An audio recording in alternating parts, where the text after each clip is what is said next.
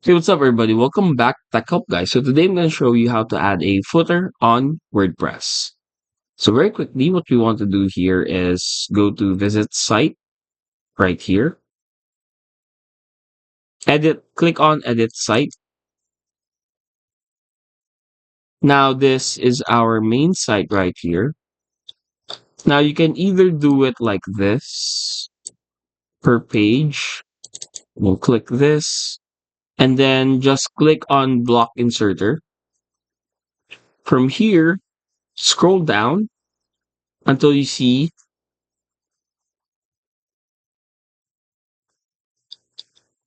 themes.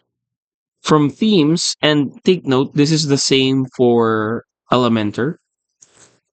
On themes, kindly select footer, or you can also add a footer newsletter or footer columns, depending on you.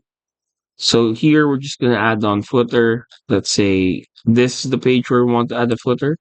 So just click on footer, and that's it. Your footer has already been installed here. So let's try it on this one.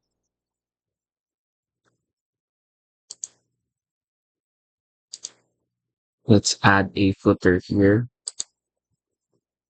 And there we have it. So this is already a footer actually. So let's just remove this one. That's it.